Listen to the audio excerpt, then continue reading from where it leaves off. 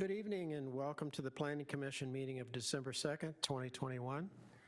My name is Vern Crow and I am the chairperson of the commission. The Planning Commission is a citizen body appointed by the City Council. The commission is empowered to make final decisions on certain matters, with others being appealable to the City Council. On other matters, the commissions act in an advisory role to the council, with the council making the final decision. You will have an opportunity to address the commission during the public hearing portion of the meeting. Your testimony is appreciated and encouraged. The commission acts from a written agenda. You will need to fill out a yellow speaker card and give it to the city staff if you wish to speak on any item on the agenda tonight. Copies of the agenda and the speaker cards are located on the table just inside the main door to the council chambers. At this time, please silence your cell phones. There are 7 members appointed to the Planning Commission. At this time, I will ask the commissioners to introduce themselves and state the district they are representing, starting from my far right. John Crow, Mayor at Large. Good evening. I'm Ed Nyberg, representing the Cholla District. Warren Wolfong, Ocotillo District. Good evening. Martin Nowakowski, representing Yucca District. Hi, this is Dan Heath, and I represent Saguaro District. Good evening again, and I'm the chairperson, Vern, and I represent the Cactus. I'm trying to do too many things here. Cactus District, and I might add that Commissioner Cole is absent tonight, and he is an excused absence.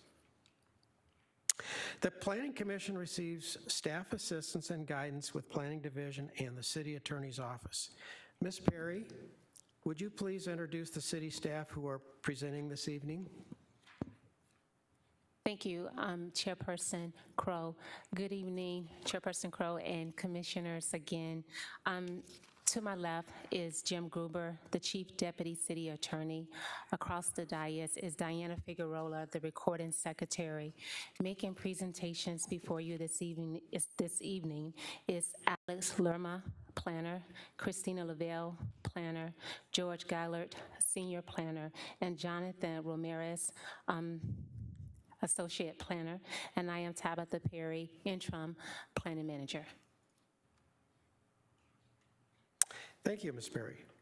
Is there anyone in the audience that wishes to speak on an item not on tonight's agenda? Okay, hearing none and seeing none, we'll move on. Now to the approval of the minutes. Do I hear a motion to approve the minutes of the November 4th, 2021 Planning Commission regular meeting? So move. Support.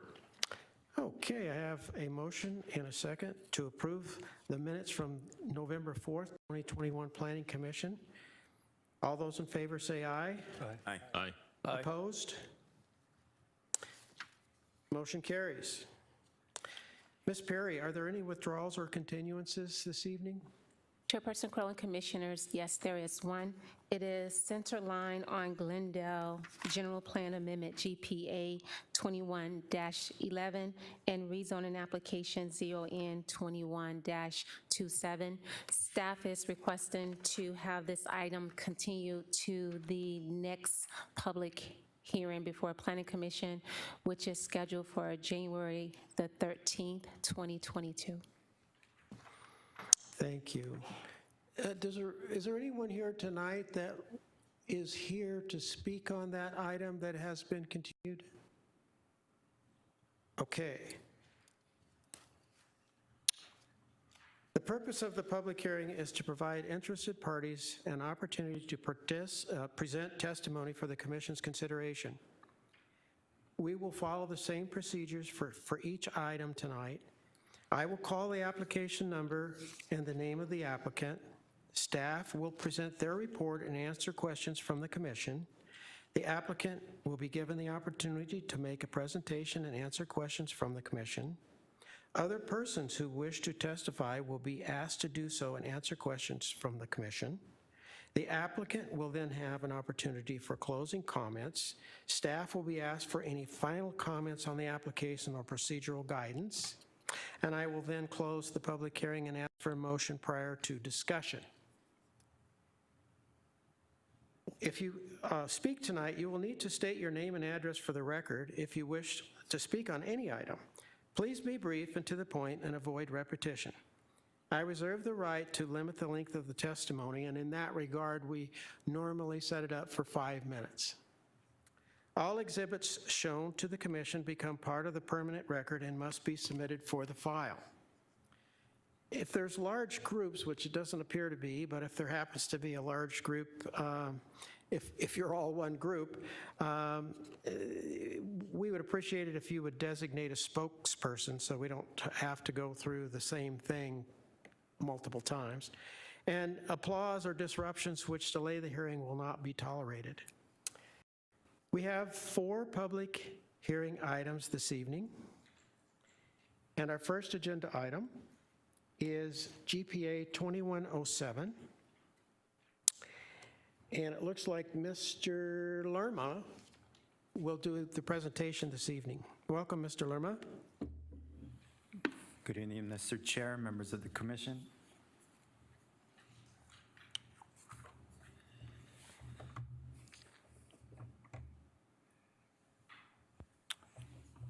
Okay, before you have item GPA 21-07 and ZON 21-19. This is a request by the applicant, Brian Greathouse, representing Broken Craquiolo, PA. We're asking for a request for a minor general plan amendment in order to change the land use designation of the property from planned commercial to high-density residential up to 30 units per acre, and to rezone the property from planned area development to planned area development. Here's a site location map. This is a site in reference to City Hall. The subject site is located north of the northwest corner of Bell Road and 51st Avenue, approximately 8 miles northeast of City Hall. Here's the general plan amendment. Again, the property is designated planned commercial currently. The subject site is a part of a piece of a development, a planned area development named 51st Campana, PAD. The subject site is 7.4 acres. Here's the subject site again highlighted within the zoning map.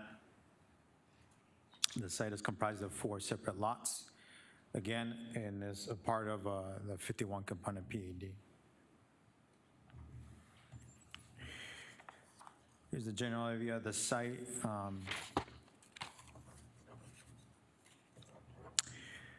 The project is located right in the border of the municipal limits. City of Phoenix will be to the east. Some of the uses within this area are going to be a single-family residence to the north, West Glendale neighborhood subdivision. To the east, Glendale storage. To the south, labeled as 51 Campana. Again, currently is already been developed with various fast food restaurants, and on the corner lot, the southeast corner of the subject site is going to be a medical treatment center. Here's the subject site. The site is comprised, or the request actually is for active adult community or age-restricted community comprised of 204 units, multifamily project, 128 one-bedroom units and 76 two-bedroom units on a 4-story building.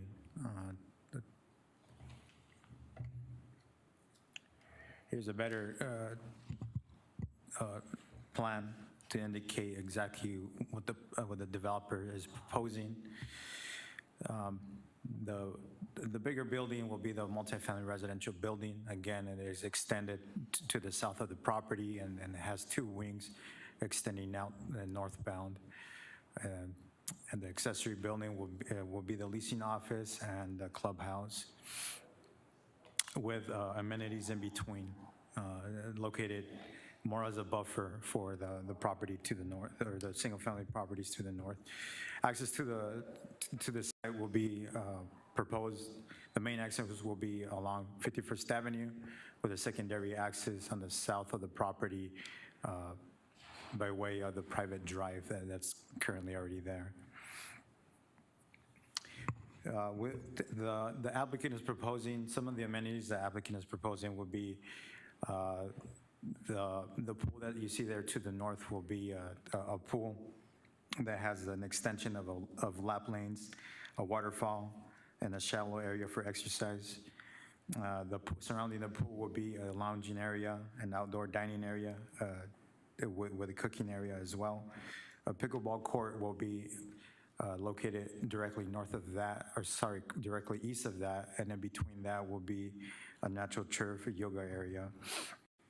The dog park will be located further west of the site, a tree bosque, an outdoor lounging area with a fire pit will be located also within the western open area. The applicant has done substantial amount of work of designing the site. As you see, again, the property is abutting a single-family residential subdivision to the north. About five separate residents will be impacted by this new development south of them, with the development facing either their side of the property or the rear of the property. As you see here, the property or the four-story building has been substantially pushed back, so it's nowhere near the single-family residential lots. The longer extension of the building is about approximately 172 feet. The two wing areas that are being extended northbound, the one further to the west would be about 72 feet away from the north property line, and the wing that's further to the east will be about 63 feet, give or take. The clubhouse leasing office building that's located east of the property will only be 1 story high, and that one will be about 46 feet away from the property line. Keep in mind that the second wing that's more to the middle of the site is not actually facing a single-family residence, but is actually facing a tract within the subdivision. So again, the applicant has done substantial amount of work in order to mitigate the impact of a 4-story building next to a single-family residential subdivision. They have added substantial amount of landscaping as an additional buffer with garage accessory structures more towards that residence that's going to be further to the west, that's going to be impacted by the closeness of the building.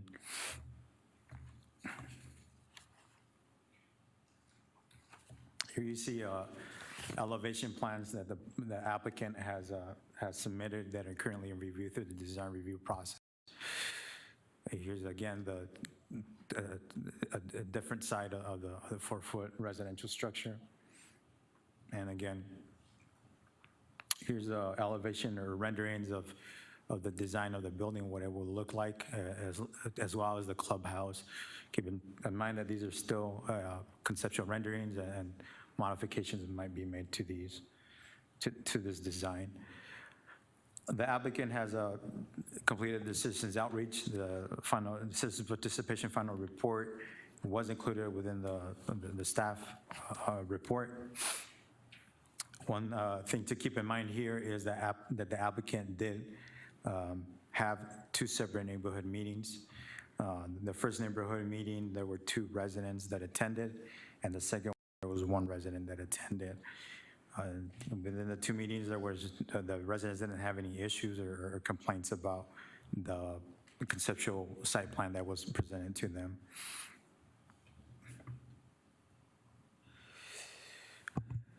By reviewing the submittal, the staff has made the findings and analysis. The application or the project substantially conforms to goals and policies of the general plan. Those that include development being done by sound growth management, tying in the project to existing and future transportation systems, and then encouraging housing in close proximity to employment areas. Again,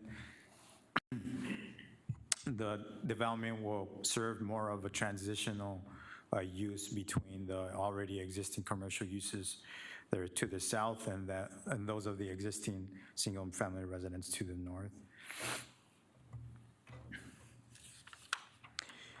The project also meets the intent, the true intent of the plan, or the PAD, or the planned area development. Within the purpose of the PAD within the zoning ordinance, it states that there should be a mix of commercial and residential uses. Currently, the 51 component PAD entitlements are only for those of commercial uses, and the additional entitlement or the multifamily residential will achieve this true purpose of the planned area development. Again, the project is proposing 204 dwelling units, or that is 24 dwelling units per the acre, within a 7.4 acre site. The project will include approximately 128 one-bedroom units and 76 two-bedroom units.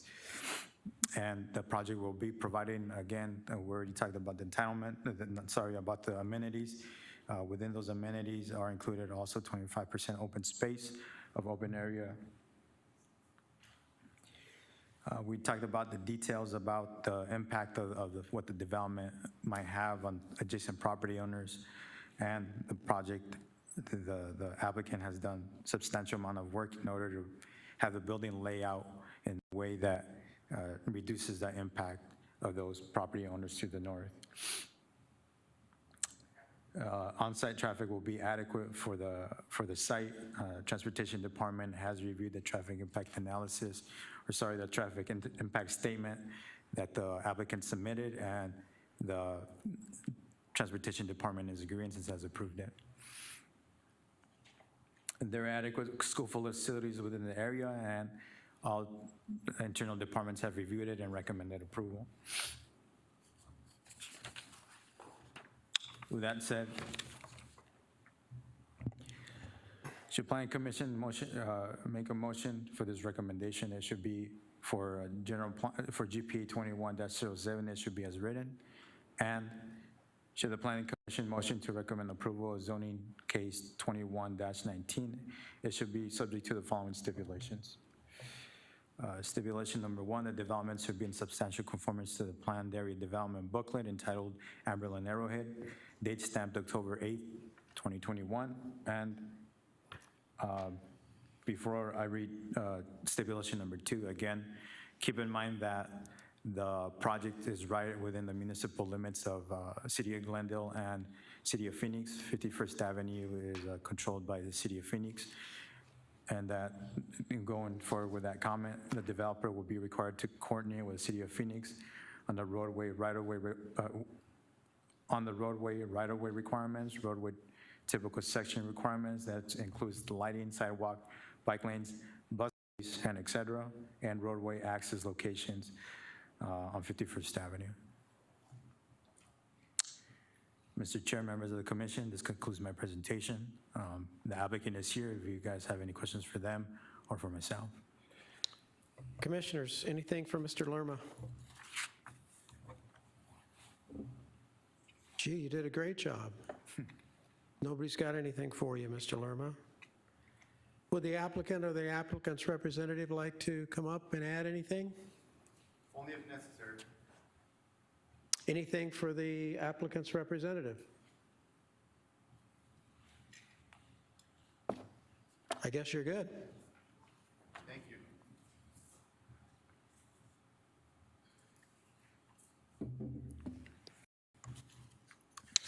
Anything additional, Mr. Lerma? Mr. Chair, no, I don't have any more comments. Okay, I don't have any speaker cards, Diana. Okay.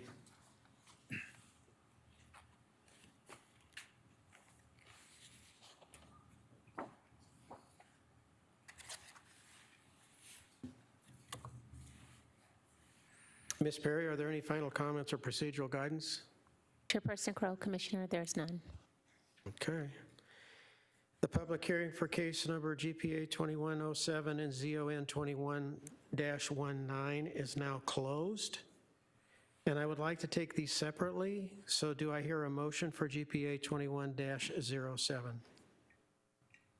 Mr. Chairman, Mr. Vice Chair, I would move approval of GPA 21-07 as written. any further comments or discussions on GPA 21-07? Okay, I have a motion and a second to approve case CON 21-19. Second. I do have a second. Was it you or you? He just did. Diana, did you get that? We have a motion and second from Commissioner Nowakowski. Okay, I have a motion and a second to approve case number GPA 21-07 as written. I will conduct a roll call vote from my far right, starting with Commissioner Crow. Aye. Vice Chair Nyberg. Aye. Commissioner Wilfong. Aye. Commissioner Nowakowski. Aye. Commissioner Heath. Aye. Chair votes aye.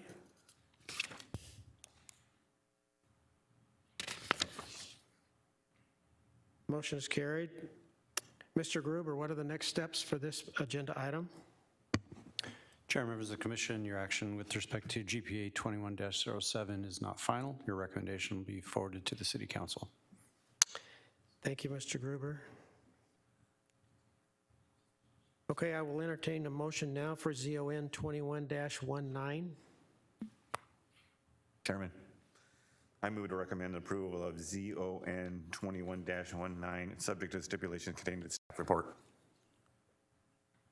Do I have a second? Support. Any further discussion? Okay, I have a motion and a second to approve case number ZON 21-19, subject to the stipulations as outlined in the staff report. I will conduct a roll call vote starting from my far right. Commissioner Crow? Aye. Vice Chair Nyberg? Aye. Commissioner Wilfong? Aye. Commissioner Nowakowski? I'd like to make a comment first. Absolutely. I want to show that I really recognize the attention to detail in protecting the neighborhood, reducing the impact by the configuration placement of the main buildings. Thank you, and I vote aye. Commissioner Heath? Aye. Chair votes aye. Case is passed. Mr. Gruber, what are the next steps in the process? Chair, members of the commission, like the companion general plan amendment, ZON 21-19 will be forwarded to the city council for further consideration. Thank you, sir. Okay, our next agenda item is case CUP 21-07. Mr. Lerma.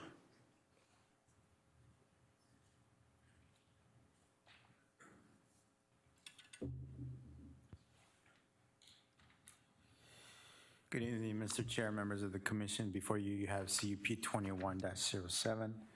This is a request by the applicant, Luis Aguilar, representing RKAA Architects. He is requesting a conditional use permit in order to allow an outdoor recreational area within the C2 zoning district. The subject property is located within the Cactus District, southwest corner of Glendale Avenue and 43rd Avenue. Here's a location of the site in relation to City Hall is approximately 2 miles east of City Hall. This is a zoning map with the property highlighted. Keep in mind that the property has a dual zoning. The portion to the north is going to be commercial 3, and the portion to the south, where the outdoor area, recreational area is being proposed, is within the C2 zoning district. The subject site, again, like the other item, the site is located within the municipal boundaries of the City of Glendale, City of Phoenix. The properties east of 43rd Avenue are within the City of Phoenix.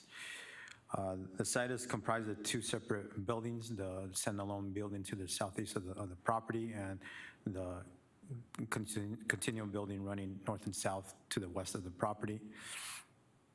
It's located within a shopping center. There are other buildings within the site that are owned by the property owner.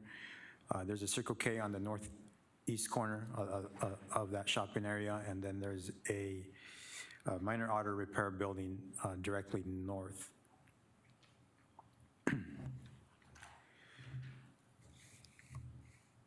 The properties to the south are going to be townhomes. Properties to the west are going to be condominiums, and further north of those condominiums, I believe, is a McDonald's. Again, I already stated about the minor auto repair building that's to the north. And across the way across the way to the east are going to be a Walgreens and a Seventh-day Adventist church within the city of Phoenix properties or area. Sorry. Just a history about the site. The property was developed back in the mid-1970s. And the property historically has had the classification of the C3 and the C2 zoning district. The property hasn't gone through any recent land use actions.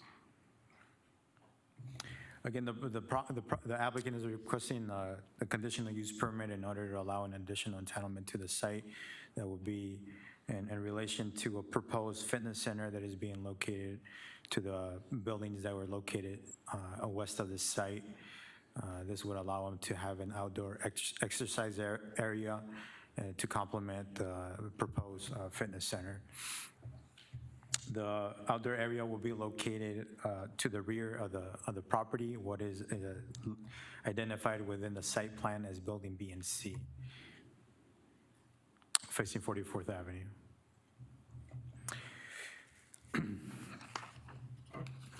The enclosed area is going to be approximately 2,645 square feet.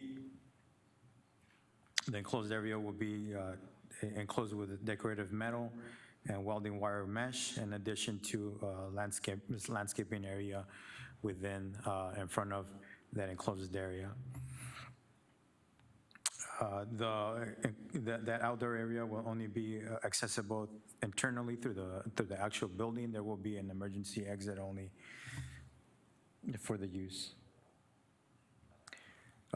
This outdoor area will have weights, artificial turf, sled lane, tire flips, and similar independent activities. Again, the key word here is independent activities. The outdoor area will not have any functional training, nor will it have any type of classes or be learning outdoor music as well. Everything will be done independently per individual.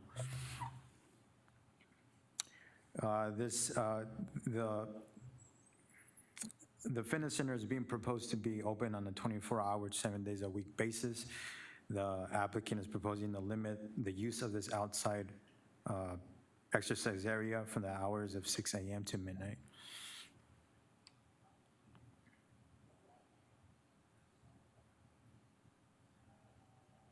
This is an area of the site. A part of their proposal, which they don't need entitlements for, is making modifications to the site.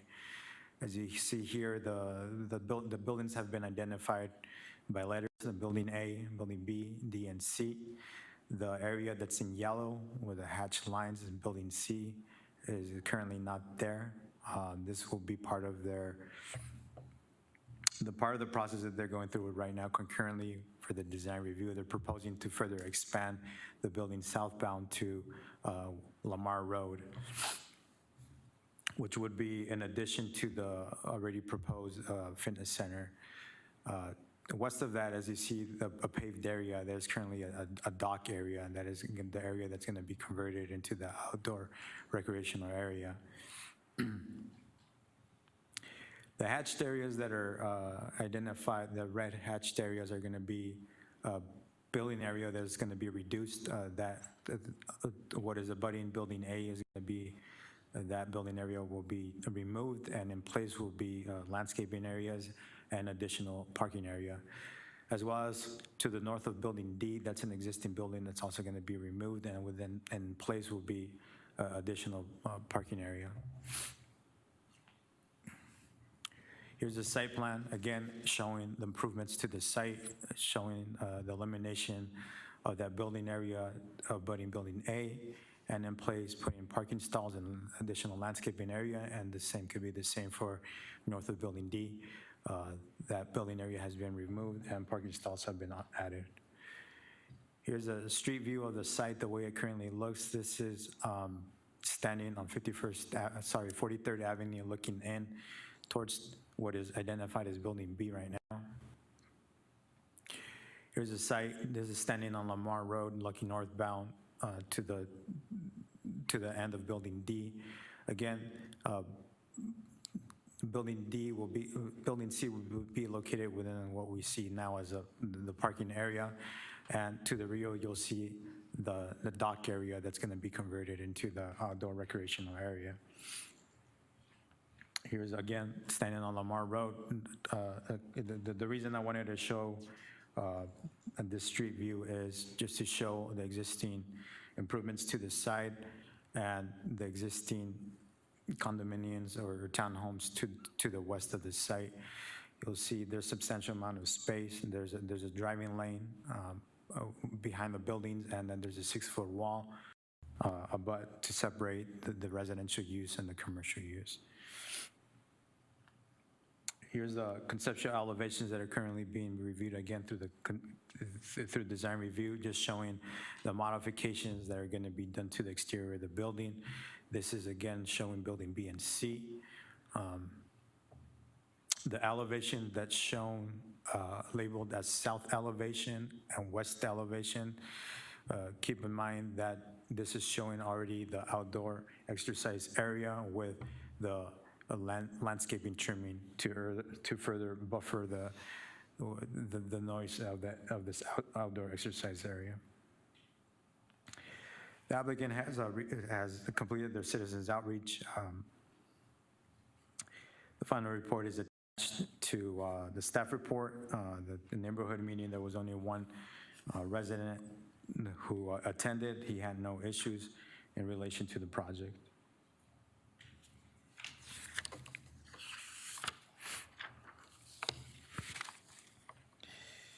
Staff has reviewed and has completed their finding and analysis.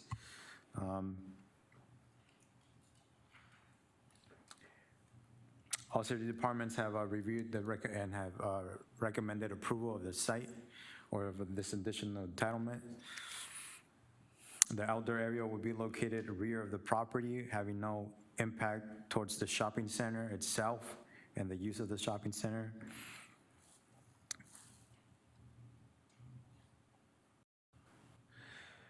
There are several ways that the applicant is reducing the impact of this outdoor area and what it will cost to the adjacent property owners. And that is the design of this outdoor exercise area. Again, not only are they designing it as a way to mitigate the noise that it's going to produce, but also the hours of operation for this outdoor use. With that, staff recommends approval of conditional use permit 21-07, subject to the following stipulations.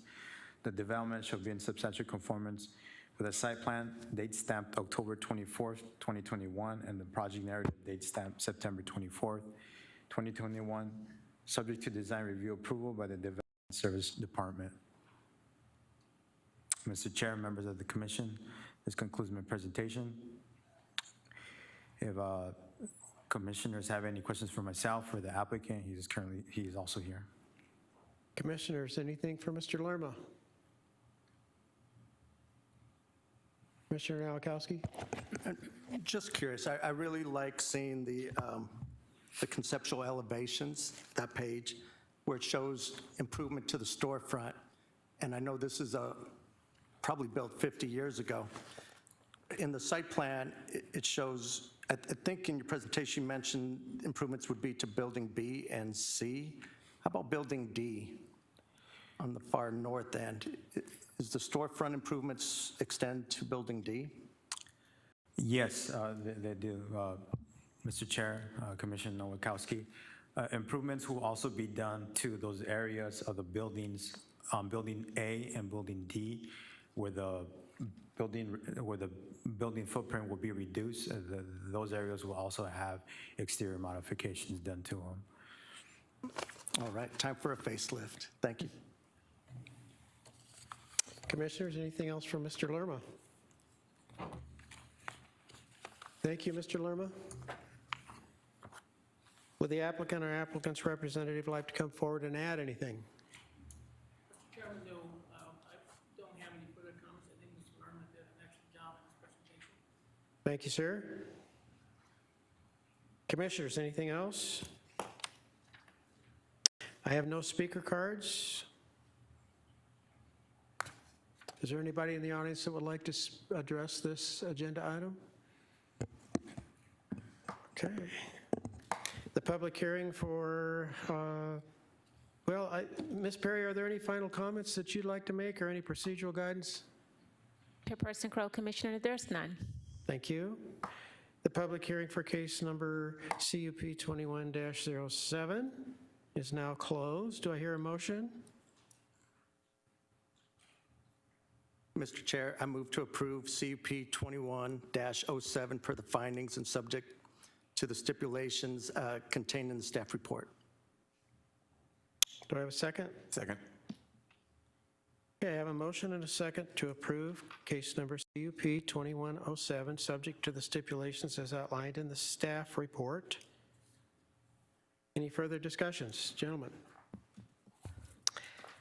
Hearing none, I will now conduct a roll call vote. Starting from my far right, Commissioner Crow. Aye. Vice Chair Nyberg. Aye. Commissioner Wilfong. Aye. Commissioner Nowakowski. Aye. Commissioner Heath. Aye. Chair votes aye.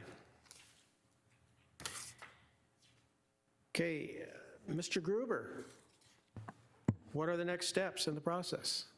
Chair and members of the commission, your action with respect to CUP 21-07 is final, subject to a written appeal within 15 days. Thank you, Mr. Gruber. Our next agenda item will be CUP 21-11, and it'll be presented by Ms. Lavelle. Welcome.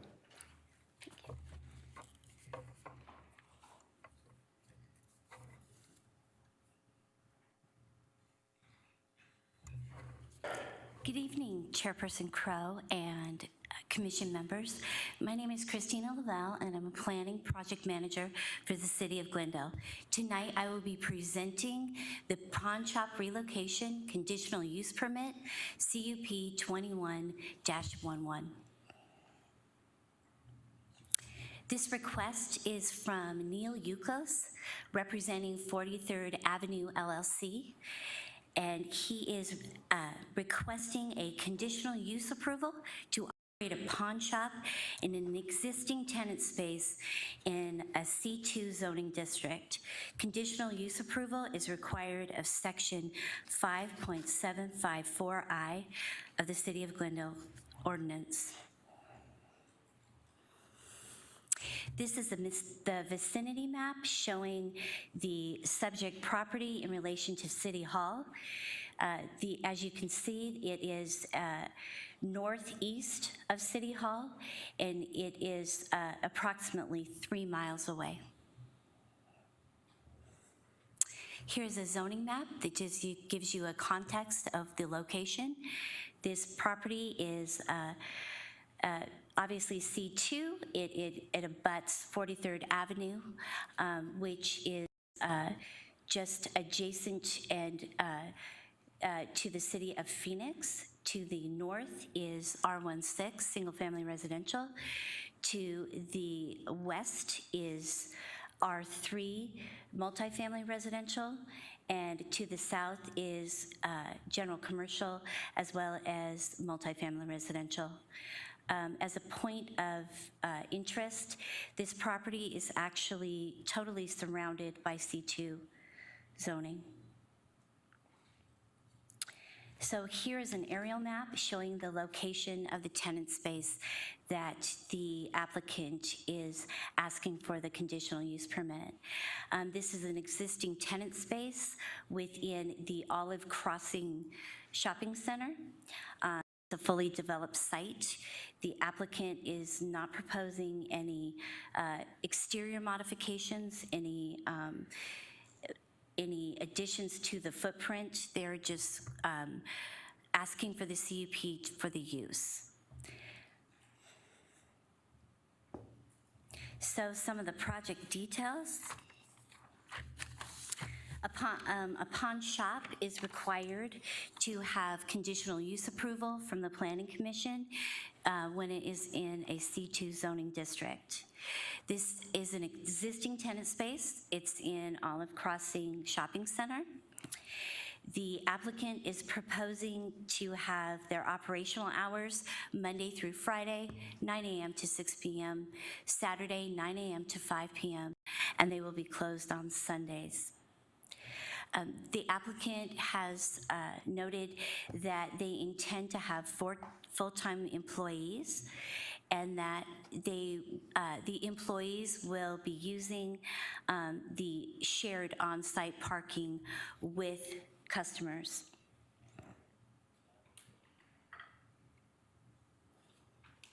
Okay, so this is their master site plan, just kind of showing you the location of the proposed pawn shop.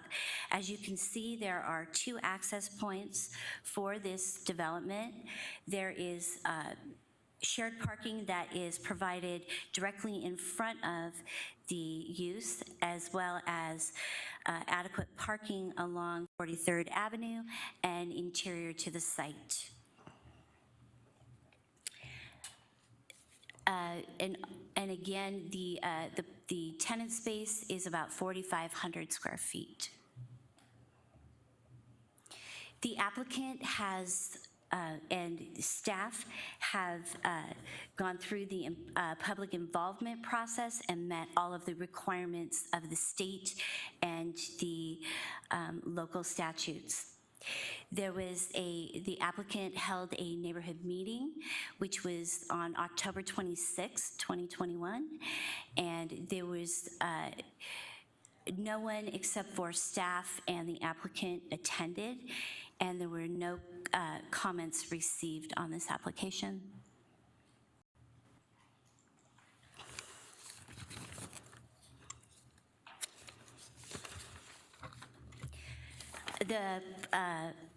Per section 3.904 of the zoning ordinance, it requires that the following findings be met before granting a conditional use permit from the Planning Commission. The proposed use is consistent with the policies, objectives, and land use map of the general plan and the purpose of the zoning district in which the site is located. Number 2, the proposed use will not be material detrimental to the health, safety, or general welfare of persons residing or working within the neighborhood of the proposed use, or have any adverse effect on the property, adjacent properties, or the surrounding neighborhood or the city, when in consideration is given to the character and size of the use and the hours of the operation. Number 3, the proposed site is adequate in size and shape to accommodate the intended use, and that all requirements for the zoning district, including but not limited to setbacks, walls, landscaping, and buffer yards, are met. Number 4, the proposed site has adequate access to public streets and highways to carry the type and quantity of traffic which may be generated by the subject use, and that on-site circulation is adequate to permit driveways, parking, and loading requirements in a manner which is safe and efficient. And finally, adequate conditions or stipulations have been incorporated into the approval of the conditional use permit to ensure that any anticipated detrimental effects can be mitigated. Staff has analyzed the project using the 5 findings for the Planning Commission approval. Staff has found that the project has met finding 1 because the general plan designation for the site is general commercial. The general commercial designation supports commercial uses such as retail, which is the use that a pawn shop would fall under. Number 2, staff has found that the project has met finding 2, that it will not be detrimental or have an adverse effect on the neighbors or the city in general, because the hours of operation are within normal business hours. And during these hours, the tenant space will be secured by a panic distress alarm, video surveillance, and a secure room. In addition, during closed hours, the applicant will be providing a third-party security system with alarms, video cameras, and motion detectors. Staff has found that the project proposal has met finding 3 because the project has an adequate shape and meets all of the zoning development standards for the setbacks, landscaping, and circulation. This is a fully developed site, and that the Olive Crossing Shopping Center went through design review, and it was anticipated that there would be a commercial use in this tenant space. So this was evaluated for landscaping, parking, circulation, and access. Staff finds that the project proposal meets finding number 4 in regards to traffic impacts. Again, when this shopping center was developed, it went through a design review process, and it was evaluated for traffic impacts from the potential uses of the C2 uses, which include retail. And so there is adequate parking, there's adequate circulation, and adequate access. And finally, staff finds that the project meets finding number 5 because the applicant has provided mitigation measures within their project narrative, which have been added to part of the stipulations for the approval. Staff recommends the approval of CUP 21-11, subject to the following stipulation.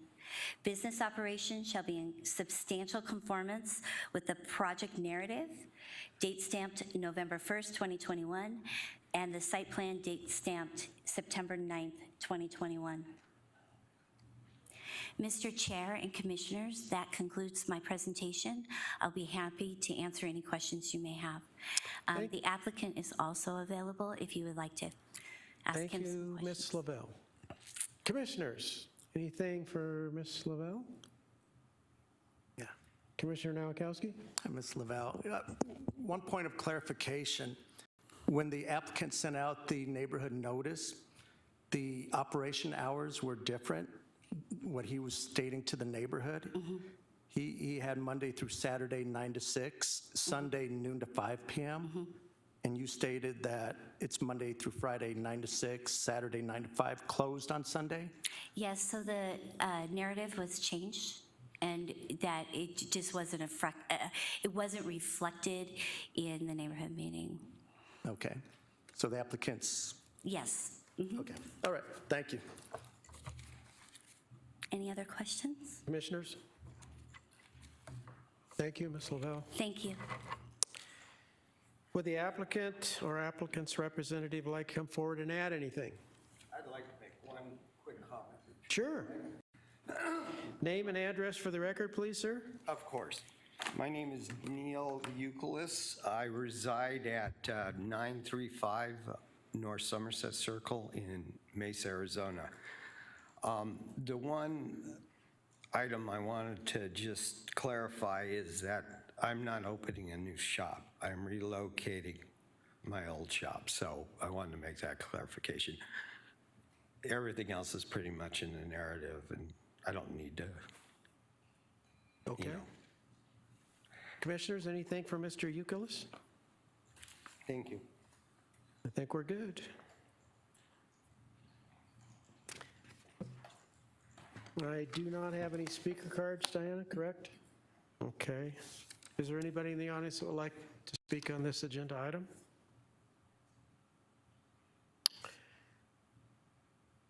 Okay.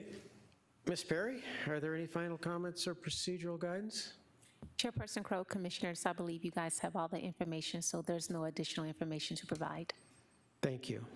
The public hearing for case number CUP 21-11 is now closed. Do I hear a motion?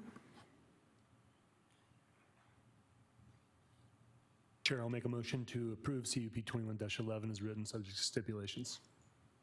Do I have a second? Second. Are there any further comments or discussions on CUP 21-11? Okay, I have a motion and a second to approve case number CUP 21-11, subject to the stipulations as outlined by the staff. I will conduct a roll call vote starting from my far right. Commissioner Crow. Aye. Vice Chair Nyberg. Aye. Commissioner Wilfong. Aye. Commissioner Nowakowski. Aye. Commissioner Heath. Aye. Chair votes aye. Agenda item is passed. Mr. Gruber, what are the next steps in the process? Chair, members of the commission, your action with respect to CUP 21-11 is final, subject to a written appeal received within 15 days. Thank you, Mr. Gruber. Our next agenda item is case number PP 21-04. Mr. Gellert. Mr. Chairman, members of the commission, good evening. George Gaylor, Glendale City Planning Staff, Development Services, here this evening to represent case number PP 2104 for the Tolmachoff subdivision, also known as the northeast corner of 75th Ave and Bethany home. The request before you is for approval of a preliminary plat for a 71-lot subdivision. The applicant is Natalie Makowski with EPS Group, Inc., on behalf of the Tolmachoff Trust. The size of the property is 20.09 gross acres. The proposed density is 3.53 units per, 3.53 units per acre. This is a locator map representing both City Hall, the red dot, and the yellow star is the subject property. It's about 2 miles southwest of our current location. This is the designation by the general plan as appropriate for medium density residential, 5,000 square foot minimum lot size. Aerial photo of the subject property depicted with the red dotted line. This is a 20-acre parcel. It sits adjacent to medium density residential to the east, west, and somewhat to the south. The areas located to the north are large lot residential and sort of quasi-agricultural uses. To the south, across Bethany Home Road, you have a commercial district. Once again, representation of the local zoning adjacent to the property. You note that the areas east and west are of a similar zoning classification, although not exactly the same. They're R16 and R17 respectively. To the north and south, also R16 PRD, as in the case of the subject property. The PRD stands for Planned Residential Development, basically a flexible planned development designation. Specifically, the PRD would establish lot sizes that range from 5,162 square feet to 7,864 square feet, proposing a lot coverage maximum of 45%. Otherwise, the setbacks and building heights would remain the same as other properties within the R16 zone. Excuse me. 20% of the site would be preserved as open space and amenities. This is a depiction of the preliminary plat. It's, once again, this is 20 acres. We're at the northeast corner of 75th Avenue and Bethany Home. What you see here is a representation of the lot configuration, a looping interior access system that derives its primary access from 75th Avenue at the center of the block along the west side. And the secondary access is located in alignment with the Rose Lane configuration to the east side of the property. As part of this project, the applicant would dedicate half-street widths on all three sides of the property, all three streets, 75th Avenue, Bethany Home, and 74th Avenue, as well as to provide half-street improvements to those corridors. I should note here that the 74th Avenue corridor is currently developed at a half-street width. With the development of this property, that corridor would be extended to a full-width street improvement. This is a depiction of the landscape plan. You note that they're proposing reduced lot sizes within the southern portion of the area and in exchange for some added open space areas. To the east of the side, excuse me, the east side of the property where there's an older residential area already platted and developed. To the north, they've also proposed larger lots to buffer the areas to the north. Again, up there, we have a large lot residential configuration. And they've beefed up the streetscaping all around the perimeter of the property. Some quick photos of the site. This is the 75th Bethany Home intersection. You notice kind of the rather unfinished appearance of the streetscape in that location. This is the southwest corner. Looking east along Bethany Home to the southeast corner, where the site is obviously vacant, abuts the adjacent residential area. Northwest corner of the property, that's the site to the east, to the right side of the screen. And further north along the 74th Street corridor, again, you can see this is the current level of development of that corridor. Looking north at the top of the screen to the corner of the property. On the slide at the bottom of the screen is a depiction of where the half street rounds that northeast corner and heads east along Claremont. In the review of this project proposal, the applicant has put on 2 neighborhood meetings, online meetings, one on April the 22nd and the other June the 24th. There was advance notice given for each of those a couple weeks in advance. We do have some concerns from the adjacent residential population initially with regard to the proposed density of the site, of the proposal rather, as well as for the traffic impacts, the perceived traffic impacts as a result of the development of the property. What I haven't mentioned on the screen was also some commentary regarding some flood issues. We'd like to take just a minute to address each one of those before going any further.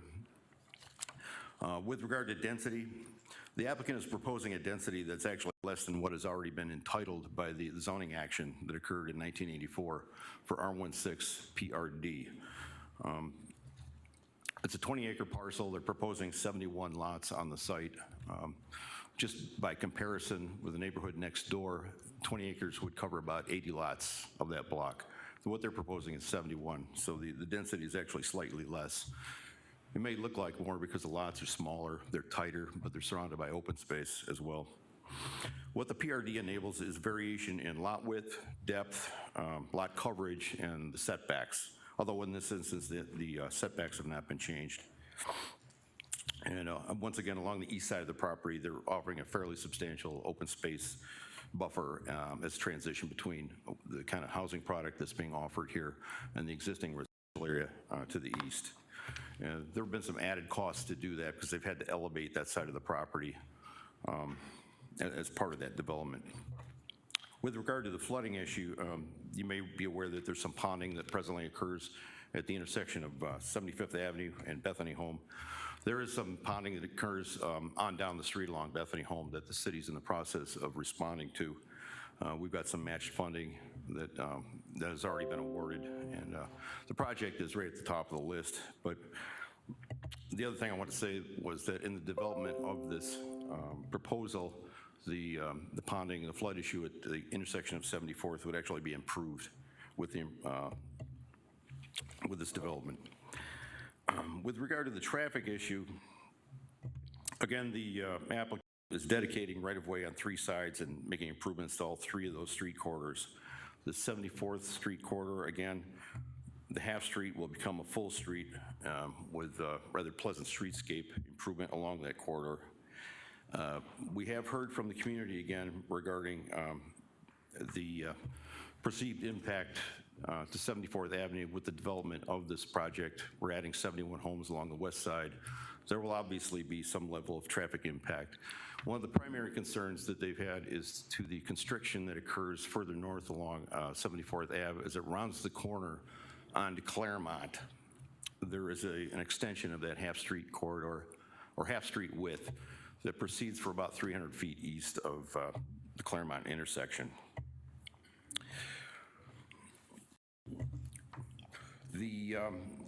This is something that should probably be cured at some point, but this is probably on the city's back to do that. There is no zoning action that's being requested here. We're here only to consider the review and approval of a preliminary plat. We don't really have the leverage to require it. It's an off-site improvement. We really only have the ability to require improvements along the frontage of the properties, along 75th, Bethany Home, and 74th. Beyond that point, it's kind of on us to respond to that. The zoning, once again, has already been entitled. The city's really going to have to be the one to respond to the Claremont issue. One of the things that's standing in our way, and well, there's a Claremont corridor is interrupted by the property boundaries on one of the parcels to the north, so we don't have the right-of-way to respond to it, even if it was part of our, our transportation improvement plan. But it probably will be in the future.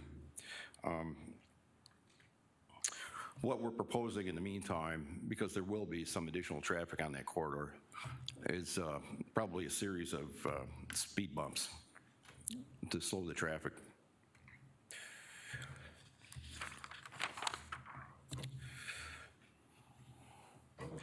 With regard to the hearing this evening, we have notified the public by all the usual means. The site's been posted, advertised, and the property owners' notification cards were mailed out, all of which occurred just about 3 weeks in advance of the hearing tonight. As far as staff's findings, we believe this is a viable use of the property. It's an infill site. It's probably best served as a residential area. We feel that it conforms to the city's subdivision code and applicable residential design standards. City departments have reviewed and approved the recommending approval of the subdivision plat, subject to the following stipulations. Number one, that development occur in substantial conformance with the narrative for the northeast corner 75th Avenue and Bethany Home project received June 25th of 2021. The preliminary plat dated October 26th of 2021, and the landscape plan dated October 27th of 2021. Number two, lot sizes shall be a minimum 5,000 square feet. Number three, dedication of 55 feet of right-of-way along 75th Avenue and construction of all half-street improvements. Number four, dedication of 30 feet of right-of-way along 74th Avenue and construction of all half-street improvements. And number five, dedication of 55 feet of right-of-way along Bethany Home Road and construction of all half-street improvements. Mr. Chairman, with that, I'll be happy to respond to whatever questions you may have. Commissioners, anything for Mr. Gellert?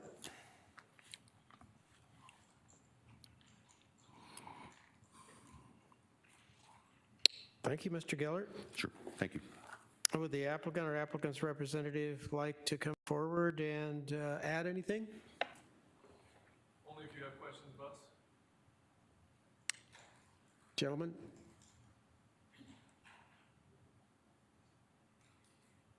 Okay. Let's see.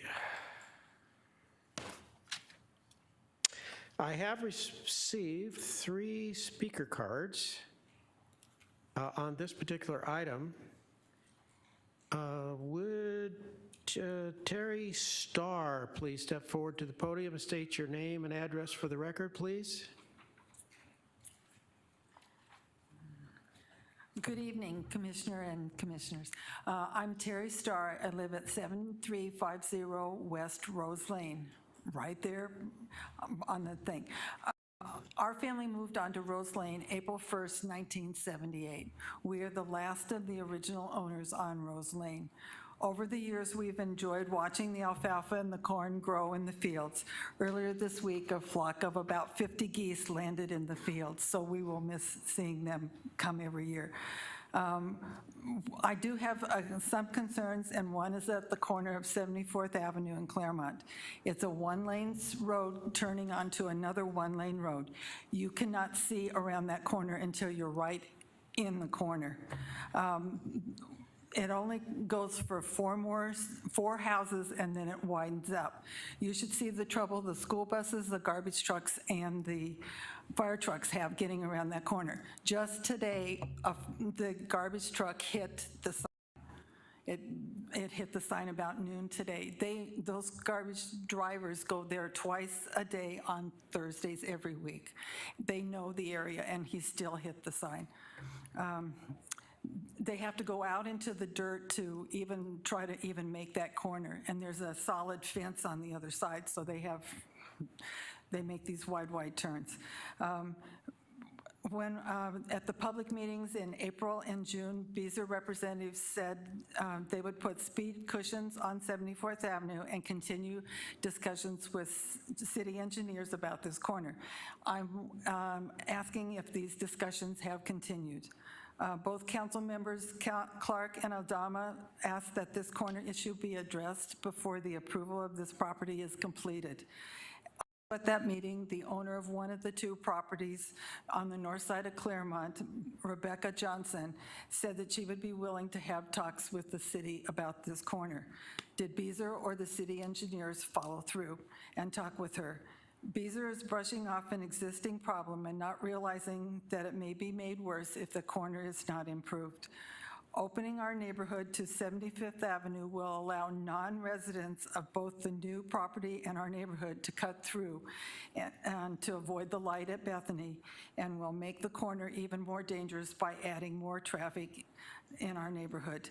Is Beazer going to put a median down the middle of that and widened street? If so, it would further restrict the turning radius of all vehicles. We need a current traffic study that really looks at the current patterns and projects future numbers of vehicles. I don't think Beazer Homes realizes the impact their development is going to have on our 45-year-old neighborhood. If Beazer's not going to fix this corner, then the city of Glendale needs to step up and do it. 74th Avenue has been a one-lane road for more than 40 years. We can't wait another 40 years for the Long and Johnson properties to be sold so the rest of Claremont can be widened. Someone needs to fix this problem, and please do it now. We have flooding that they were talking about on Bethany and 74th Avenue. It all started, most of it started when the city put a huge drainage pipe down the middle of Bethany. The engineers slanted the road so that the water runs off and it goes onto the drain there on 74th Avenue. The city replaced the drain at that time, and we all think they made a smaller one because it made the situation worse. With most rains, the drain backs up and stays that way for at least a day or two. We live on Rose Lane, which is 4 streets north of Bethany. There are many times that we cannot go down that way because the water backs up at least 2 blocks. Then we have to try to exit on 73rd. That's blocked too, with flooded. It's impassable during most rains, and it stays that way for at least a day. Then we have to try to get out, so we have to go north to Claremont, 3 blocks east to 71st Avenue, and then south to Bethany. The storm drains in the middle of Bethany are not hooked up, but have caused a lot of frustration for the residents of that neighborhood. A few years ago, when the houses at Camino Estates and the estates at 73rd were added on the north side of Claremont, local traffic increased by at least double. I walk daily in that area, and I have to be extremely careful, especially as cars come around that corner, and you cannot see them. And I walk a dog, and we have to be very careful. The traffic is so much heavier now that I can't imagine what adding 200 more cars a day will do to that neighborhood. My street, Rose Lane, will get the bulk of that traffic from the subdivision as the main entrance exits onto Rose Lane. The speed limits are not enforced in our neighborhood now, so conditions with more cars can only be worse. I would like to see some police speed patrols on 74th Avenue as well as the rest of our neighborhood. I would greatly appreciate you looking into these concerns, as this has been our home for the last 43 years, and we look forward to many more years on Rose Lane. Thank you. Thank you, ma'am.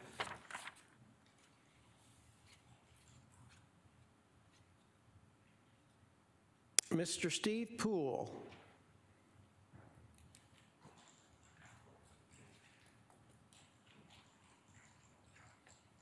Evening, I'm Steve Poole. I live at 7349 West Claremont Street.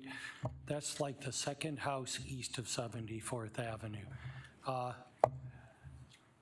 Ms. Starr's description of that corner is through rose-colored glasses because she doesn't live on that street. You cannot, absolutely cannot get two cars around that corner simultaneously. If you add a full-width street up into a half-width street, how are you going to accommodate the turning traffic? The other reality, which I think at this point the developer may have not paid attention to, is Claremont is the only street between Bethany Home and Ocotillo. Well, let me rephrase that. It is the only through street between 74th Avenue and 71st Avenue. Every other street south of Claremont terminates at 72nd Avenue into a half street. You cannot put traffic down that road like that. I have some serious questions regarding some of the traffic impact study data as well. Fortunately or unfortunately, as the case may be for the consultant, I have 45 years with Maricopa County DOT, all of it in traffic engineering and traffic management divisions, and I have done a lot of traffic count work, and I have done a large number of reviews of traffic impact studies. And the red flag that hit me yesterday when I thumbed through that 100-and-something page traffic impact study is all of their data is based on counts that were done in April of this year. April, before people went back to work, before the schools opened back up, and before the city of Glendale opened up Cardinals Way all the way to 99th Avenue. The traffic on Bethany Home is probably 3 times what it was 6 months ago when the road opened up. And I think this needs to be addressed. I think they need to go back and they need to do a new impact study. And I think this time, perhaps, instead of just guessing what the numbers are on Claremont, I would be thrilled if I would see traffic count equipment or an actual live body out in front of my house on Claremont doing a traffic count, because I can guarantee you right now, the month of April, while I was still at home recovering from COVID, I never saw anyone out there doing any kind of traffic counting at all, but yet they have data for April. So I don't know where they came up with that data. The reality is it's the traffic coming out to 74th. It's not going to take very long before they're going to figure out it's a nightmare to get out onto Bethany Home. It's a nightmare to get out onto 75th going out the west end of this subdivision, and it is going to be much easier from a time constraint for them to take Clarendon to Claremont to 71st Avenue and take 71st Avenue north to Glendale, which is a much lower volume street at this point now. So I think this needs to be reviewed again before we just let them throw whatever they want in there. I am not anti-development, and honestly, for the people in the neighborhood, I'm the one who's been there the least amount of time, 4 years today. But I've seen enough in the last 4 years to know how bad it can get. And my years in traffic engineering, the mindset was always on a traffic impact study, do no harm to existing conditions, and bringing a full-width street into a half-width roadway is not a do no harm kind of situation. Now, I also understand the city of Glendale has no legal recourse to force Beazer to fix Clarendon, or excuse me, Claremont. I used to live around Clarendon, so that pops up in my head.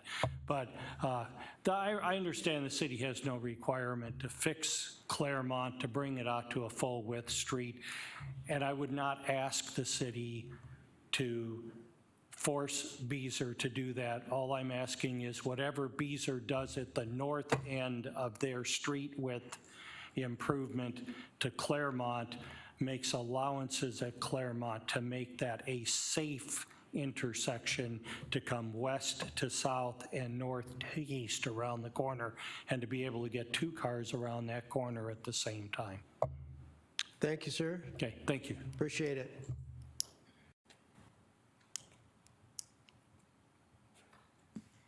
Karen Aborn?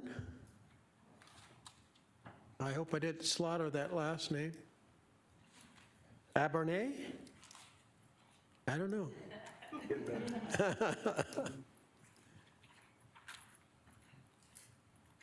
Good evening, Mr. Chairman, members of the commission. Just in reference to the name, when I was the bilingual educator, Abornay was what was coming up with a lot of my bilingual students' families.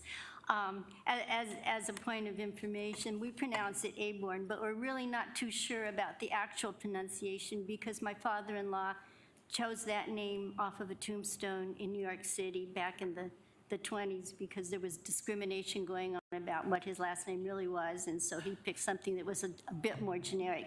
So anything you choose is fine. Just don't do Airborne and we're friends. We'll go forward with this. Address. Pardon? Address. Oh, yes, 7318 West Griffin Lane. Thank you. You have the floor. Thank you so much. Griffin Lane is the dead-end street to the north of this project. I have lived there for 41 years. In fact, I live across the street from Ms. Johnson that they're speaking about. Her property is probably 4 or 5 acres. We have 2 acres. The entire neighborhood has nothing less than 1 acre. Parcels, most people have some kind of livestock in the area. We raised our own beef for 10 years. We have miniature horses on one side and we have sheep on the other side, and it's a really comfortable little neighborhood to bring your children up in. Since 1980, when we moved there, the only development that was going on there at the time was their neighborhood. Bethany Hermosa Park was a couple years old at the time, and then Independence Heights started coming over on the north side of Maryland Avenue. And as these things were impacting our neighborhood and our lifestyle, we were learning a lot about the protocols of the Planning and Zoning Department in Glendale. I found out that I was actually sitting in the back of the Planning Department going through the microfiche, if you can think back how long ago, actually 2002, and I discovered an ordinance that nobody in planning seemed to have known about, that if a parcel is being developed adjacent to a larger existing parcel, then the new parcel has to be at least 50% the size of that large one, which is sometimes difficult to do when you've got a 10 or 12 acre parcel adjacent. However, Camino Estates is it was referenced, I think, by Mrs. Starr, was a development that came in to the east of us, and they were going to be adjacent to a 5 acre parcel across the street from my house. So we were able to negotiate with these developers to have that parcel be adjacent to the large parcel to be open space. And then after that, all of a sudden, all over the city, large lots had some adjustments made to parcels that were being built next to it. Another thing that I was able to do, learning how the city programs worked, was I renamed a street in the Camino Estates development because they were going to have Griffin Lane go all the way down their street too. There was an alignment. They thought that that would be fine to go through, except we're a dead end. So 7298 is the last address on our street, and then you've got a block wall. If 7285 is on the other side, people are going to come in from 75th Avenue and hit literally a black wall. So I was able to point out things by living there that were being overlooked by the developers, by the city staff, just because they work from the plans, they work from schematics or whatever, but they didn't really, as they said in The Music Man, know the territory. So I learned a lot about it, and I was very helpful, I think, in helping with development. We negotiated a lot of different changes and developments all the way around us that benefited our street, benefited the people moving into those areas. Now, I wish I knew more about this development or at least as much as the people who are here with us. But for ADA reasons, I am unable to participate in virtual meetings. And as a matter of fact, I served on the Library Advisory Board for 9 years. I was a chairman, I was a vice chairman, and I presided over 2 open hearings when Midwestern University wanted to buy our library, the Foothills Library. So I was really involved with it 9 years, but when the virtual meetings came about, I tried for 3 of the meetings, I couldn't follow through with it. I had to resign. It broke my heart. Ms. Figueroa was our secretary for a while, and she knew how involved and how much I really cared about that program. So when this all came about, I received my first letter from Josh Hannon of EPS Group about the meeting. And I responded to him, and I invited him to our house. We have 2 acres. We have lots of space. It's the middle of COVID, but we can sit on the patio, and you can tell me what's going on. No response, no reply, no acknowledgement. I contacted Mr. Gaylord. He was sharing some information. He actually came out to the house, and he showed us what he had at the time, but it wasn't very much at that point. It was in the spring. And he told me that there would be some information coming from Natalie Griffin. So I waited for that, got that letter, responded to her. Could we please talk and develop some kind of an accommodation to help me understand what's going on, because I'm proactive in this kind of a program. But if I can't tell what's going on, if I can't see the small print that you're providing, it's not going to be very helpful. No reply. I called the city attorney's office and I said, our CP meetings, subject to the rules like this meeting here, where accommodations should be provided for people who needed assistance. They didn't answer me, but they called her, evidently, Ms. Figueroa, because she called and she said, what do you need? And I said, I'd like to talk to these folks. So Mr. Gaylord sent them an email asking for accommodation for me. I think he sent 3. I think altogether there were 5 communications requesting accommodation so I could review what you folks, are talking about tonight. Nothing, not a thing. A non-person, I don't know. So I was checking with the department or the You got about a minute left. Okay, to find out if I could possibly submit a complaint so that I could be more positive in helping this. On reviewing the CP information, I saw no recognition that I had actually responded to this. I would really like to be helpful about it. Some issues that maybe were not presented earlier about the school across the street, the school a half mile to the south, the school a half mile to the north, are all closing. The property is in the flight path for the Sky Harbor Airport. They're proposing to put a car wash across the street. Nobody talked about the horse property to the north.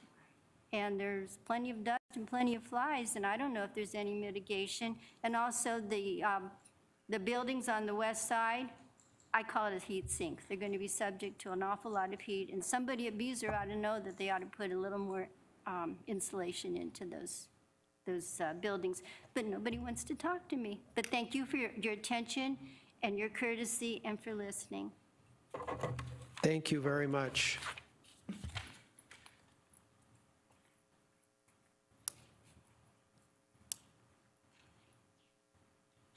Mr. Gellert or applicant's representative, either one, would you like to address any of those concerns, Mr. Gellert?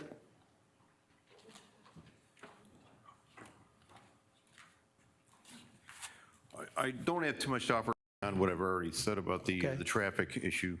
I think Mr. Poole may have some well-founded points with regard to the traffic information. Things have changed over the months before the hearing. throughout this process of review. However, the long and the short of it is we don't have the ability to require the applicant to fix the issue on Clarendon. That's something the city's going to have to take care of. Thank you. Sure. Gentlemen, Yes, thank you. I'm Ryan Johnson, Division President for Beazer Homes. Do you need my address? yes, sir? 1890 West Aspen Avenue, Gilbert, Arizona. I appreciate you guys taking time, letting us talk, presenting our preliminary plat. We did have multiple meetings with the neighborhoods, virtual, met with who we could, took their comments, had multiple meetings with Councilwoman Clark, and also met with Councilmember Aldama. That is what kind of triggered the buffering in the larger lots on the north part of the property, was trying to take into account the larger acreage that's to the north and give bigger lots on that section as well as open space behind it. That was Councilwoman Clark's recommendation and things that she wanted to see in that vicinity of the area because of those north acre lots that are there.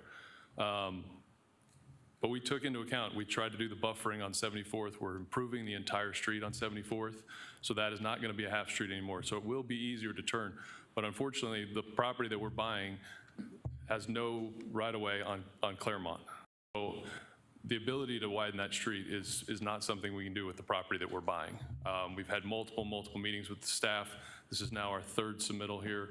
We've taken into account everything they've asked for, anything that we can do, multiple improvements along the exterior of the property, all the open space that we're willing to participate and make the community feel open to the existing residents to the east. So any questions you may have, we're happy to answer. The traffic analysis also was talking about the traffic that we will introduce into the communities.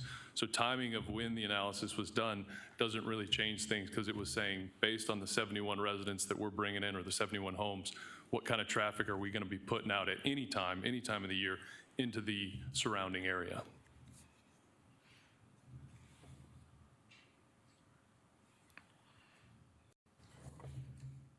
Any other questions? Commissioners? You want to go first? I just got one question. You're going up to, I'm on the video, or on the site, on map.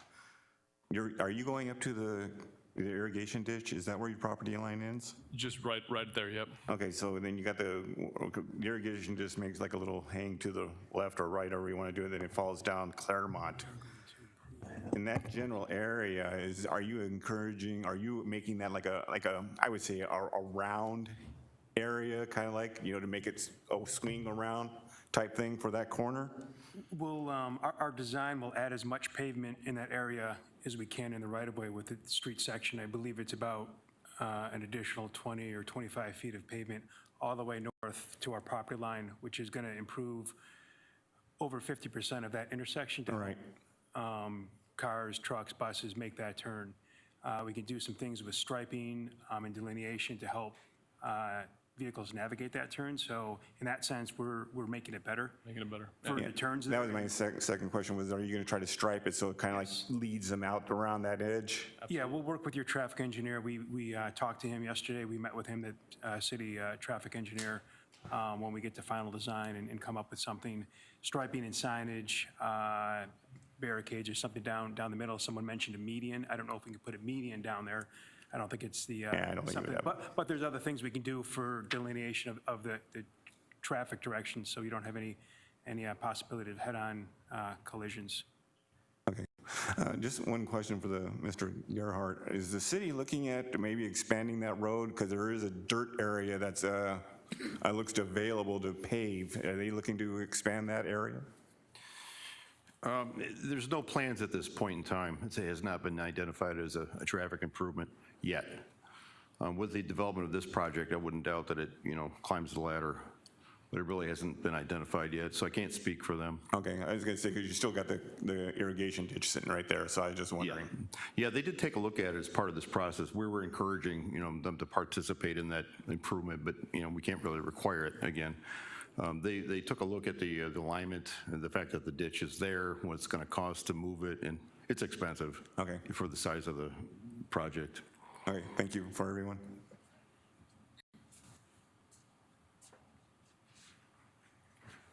Commissioners? Commissioner Heath? Chair, thank you. So I guess the first question I have is what accommodations were made, I'm sorry, I didn't catch your name, but what accommodations were made for disabled to attend the public meeting?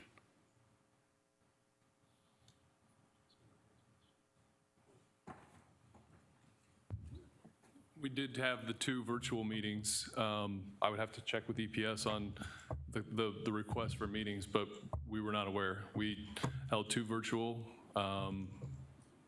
As far as I know, we met the requirements. So you're saying you were not aware of the individual who requested, apparently she said in multiple emails, I am not. Accommodation? No. All right. So traffic counts, when you do traffic counts, what do you use as a basis for the traffic flow? I'll have Mike handle that. For traffic counts, are you Yes. referring to the counts? We have a subconsultant that will do the counts. I'm not sure how they did these, if they have people out there, or they'll use tubes sometimes that will be set up at different hours and be connected to machines to do the counts at each study intersection. All right, I'm sorry, I misunderstood. I thought I heard him say that there were no counts done, performed that way. So I There was- were certainly counts. They were done in April, according to the report, and that was just the timing of when we needed them done. And, you know, it gave us our background traffic for projections in the future years, but our analysis of the trip demand was done from the ITE manual and followed the standard procedures, which Do you know if isn't there- affected. Do you in the know if there ITS was, manual. I'm sorry. Pardon me? I'm sorry, I thought you were done. Go ahead. I'm done. Okay. Do you know if any consideration was made for the reduced amount of traffic due to current events? I do not believe it was, no.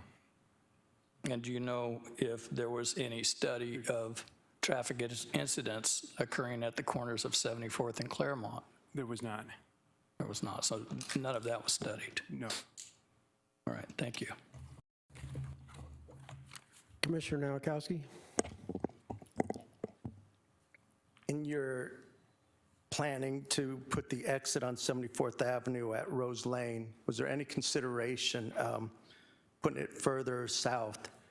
If you're, in your mitigation, what I heard is that you're planning to put speed cushions along 74th, but that would kind of be better if the exit was further south. And then also, secondary question, the north side of Claremont, that's in contention where it bottlenecks, I guess, Claremont bottlenecks. Whose property is that? Is that the same property owner where the Beazer development is occurring, or is it a different property owner? I'd like to state my name and address for the record. James Alexander, 1284 East Spur Avenue, Gilbert, Arizona. First question regarding moving the secondary access south. The traffic impact analysis found that the further south that you move the entrance, the more traffic that would travel on to 74th Avenue up to Claremont. So we actually moved the secondary access as far north as possible to reduce the number of additional trips that would be added to Claremont and 74th Avenue from our community. We actually had it a little bit further north, but we're asked by staff to align it with Rose Lane. So we did that in addition to creating some additional landscape buffer on the northeast corner of the property.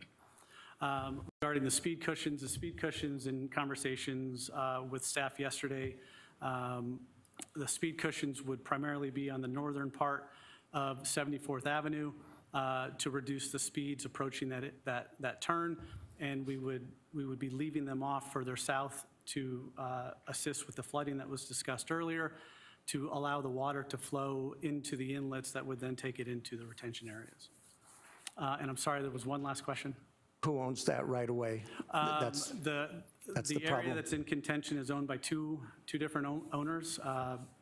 The western part of it is owned by Maya Long, and the eastern part of it is owned by Rebecca Johnson. Okay, can you address a little bit the flooding issue concern at 74th and Bethany? Yes, so we will have retention that is in that southeast corner at 74th and Bethany, and we will have inlets for the water to flow into our retention to try to capture some of that.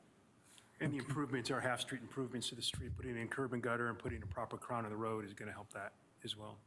Right. And when the second gentleman spoke, the resident spoke, he mentioned cut-through traffic going actually both ways. And I can really see that, especially if there's students going to Independence High School, that the residents would be cutting through the Beazer development to get a quicker shot at 75th Avenue. Has there been any discussion about making that gated? Private streets. It would then turn the streets to private, and Mike, you can speak more to that. That'd be the payoff, trade-off, okay.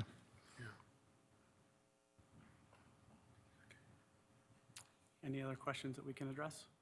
No, I just want to, if I may, Mr. Chair, I just want to comment that, you know,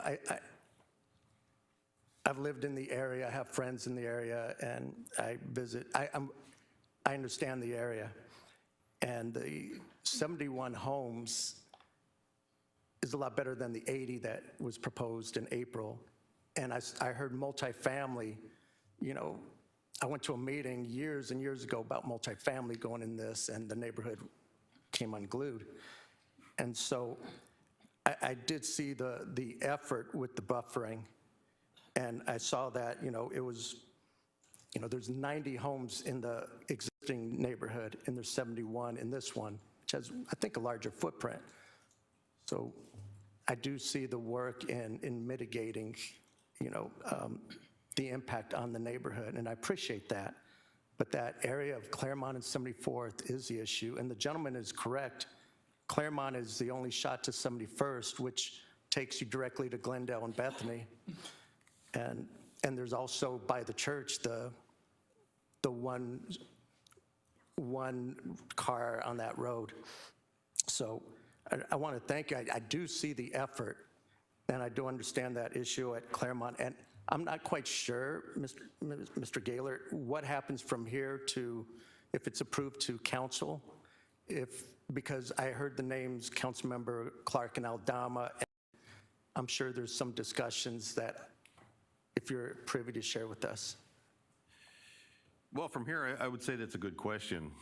They have the right to develop, and it will result in added traffic impact to this intersection. What I'm guessing is there will be some sort of an interim kind of Band-Aid for that corner. If it's a combination of speed cushions and signage and striping. And I don't know, maybe there's even an opportunity to create a dead end for some point in time until they come up with something else. Basically, it's a project that needs to be addressed and prioritized by the city, and that would happen at the council level. Thank you. Commissioners. Okay. Ms. Perry, are there any final comments or procedural guidance? We may have missed a comment. I think we had one more public comment. Did you fill out a card? I did. Mary Kay Water. I don't have it. Sorry. Oh. Gee, we're sorry we missed you. Here you go.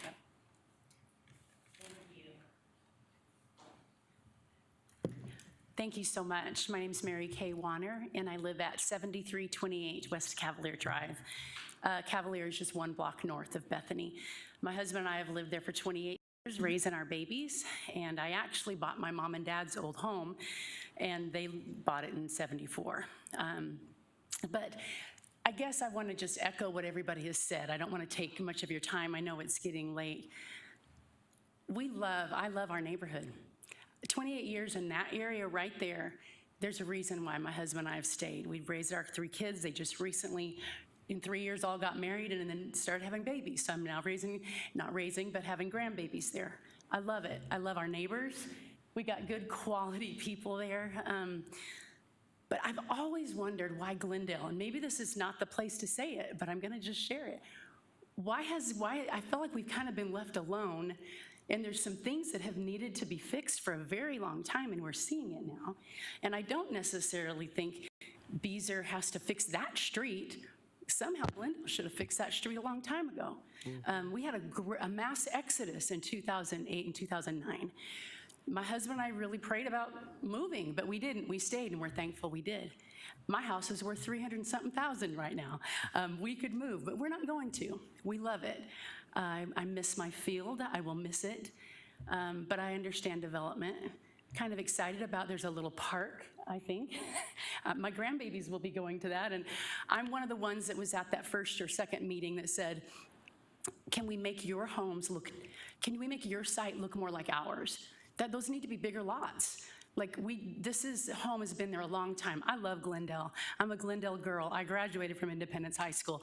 I was senior class president in Independence High School. I've always wondered, and I kind of said this in an email recently, what have you done for me lately? You know, like, come on, Glendale, like, let's not leave this little neighborhood. We've not left like everybody else has. I'm concerned about 75th Avenue and Bethany traffic. No one's mentioned that today. There are many accidents, and I believe there have been fatalities there. That's a lot of traffic that's gonna happen. The larger lots and less families going in there could help that some, but that's gonna be an issue in addition to the Claremont issue. So I wanted just to echo what everyone has said. I love Glendale, I love that neighborhood, but I don't know what I can do. Is there anything that we can do to get this speeded up in terms of making that corner right there safe? What things that we can do to make that a different place? Again, we've been there a long time. We love it. We don't want to leave, but if everything just starts going crazy in terms of traffic, it's going to be a scary situation. I'm most concerned about the safety of our beautiful neighborhood filled with quality people. Thank you very much. Appreciate your time. Thank you, Mary Kay. Thank you. Well, I think it's pretty clear that, and Mr. Gellert put it in pretty plain language, that particular problem is a city problem and not necessarily a developer problem at this particular time. And in addition, I think they have some access right-of-way problems that are probably insurmountable even if they wanted to do something right now. So that's a difficult situation. Commissioners, anything else? Okay, anyone else like to speak? All right, Ms. Perry, are there any final comments or procedural guidance? Yes, Chairperson Crow and Commissioner, just for a point of clarification, that based on the decision that is rendered by the Planning Commission this evening on the preliminary plat, that will be final for the preliminary plat. However, the next steps, just to give clarity, is that the developers will go through construction documents review, followed by the final plat, which would be presented before City Council for a final vote on the final plat of this application. Also, I would like just to share, based on what you've heard from staff and the applicant, we've worked diligently on this project trying to find resolutions to Claremont. The applicant nor staff took it lightly. We overturned various different approaches to find the resolutions. We included the city attorney's office just to ensure to what point the city has some level of leverage to apply to the applicant to make some level of improvements to Claremont. The reality of it is that this is an issue that the city needs to address. Our transportation department is aware of it. They've been grossly involved in the process since day one. Even though the application came in back in the month of April, as you can see on the traffic impact analysis, it's been revised 3 times. They have 3 submittals, the last one being in October. That just demonstrates how collectively the planning division well as Transportation Department has been working on these issues.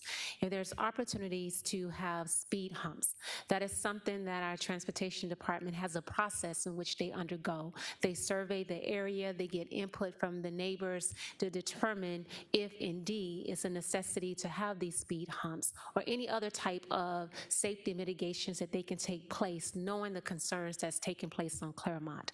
I would like to reassure the commission that if the Planning Commission makes a determination to approve this preliminary plat, the city is still working diligently to find resolutions to Claremont.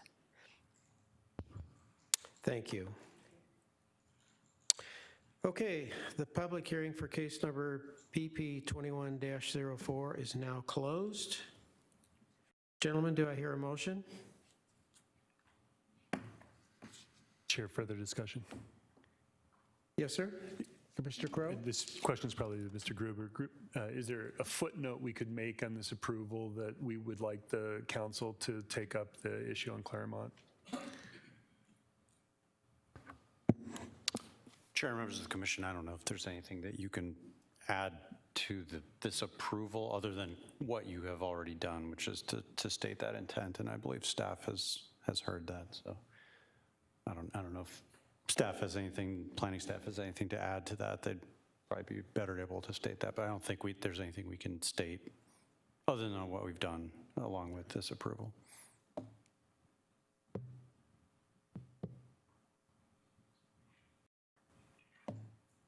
Ms. Perry, I don't like that answer. Is there something else we can do? We strenuously recommend.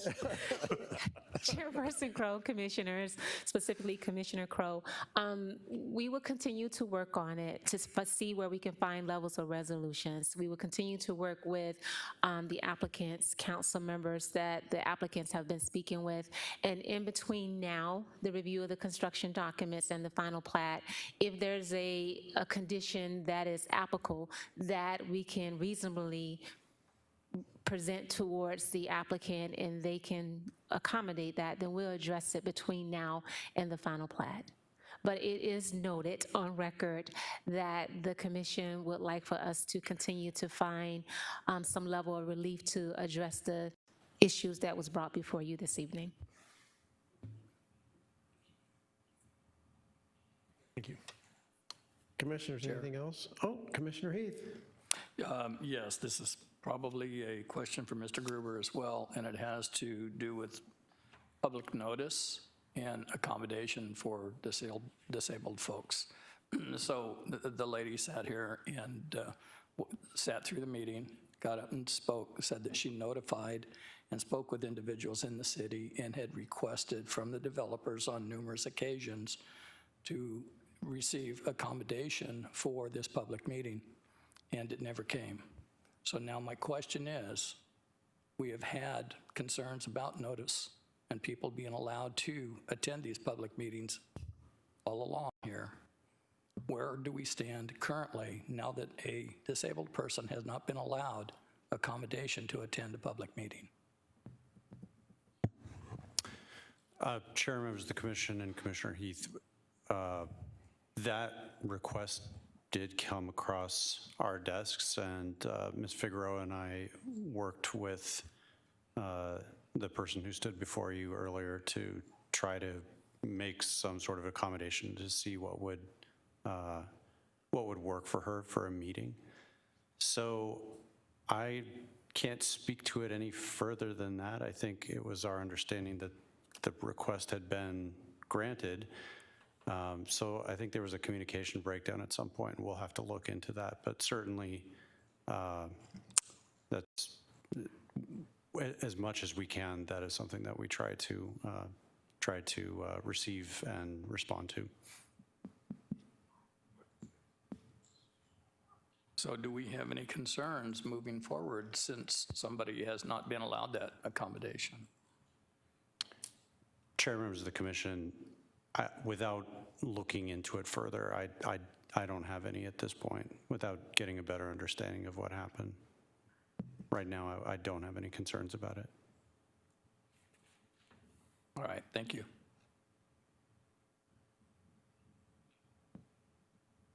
Commissioners, anything else? Okay, we will close the hearing. PP 21-04.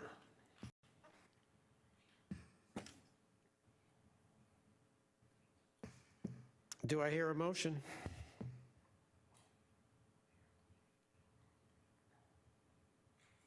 Mr. Chairman, Vice Chair Nyberg? I would move that we approve application PP 21-04, subject to the stipulations contained in the staff report. Do I hear a second?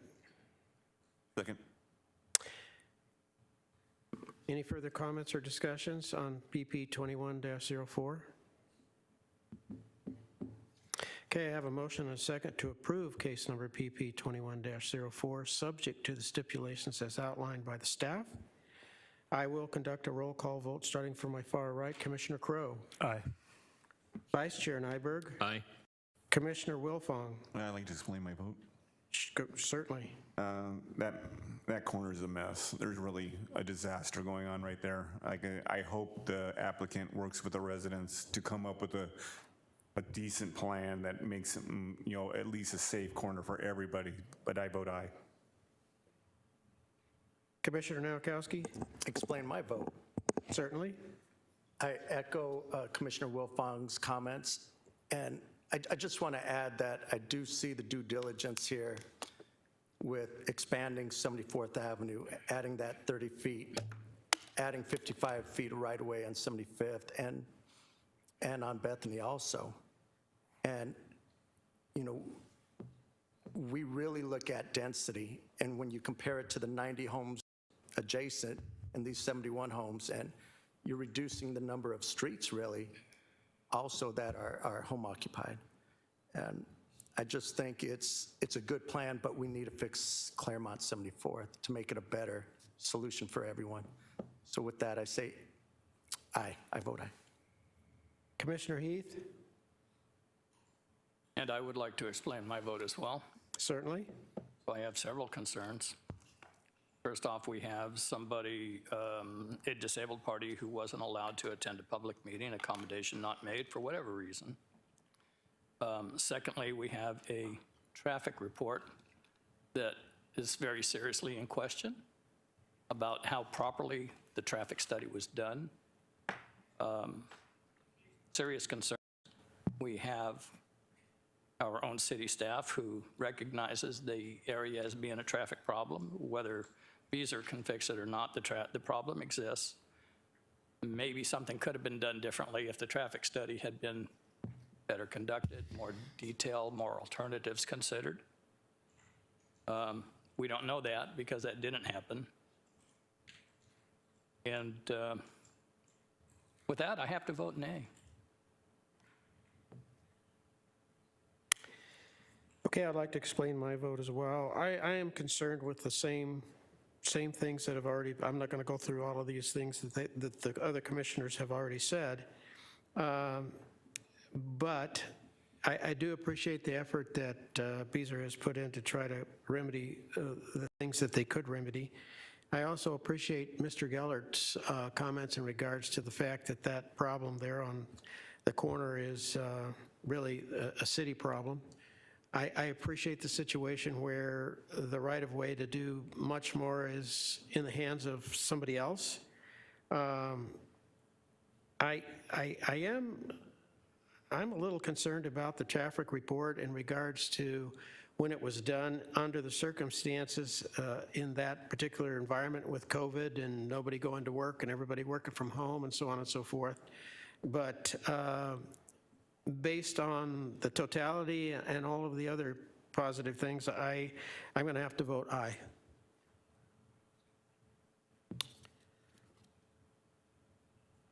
Okay.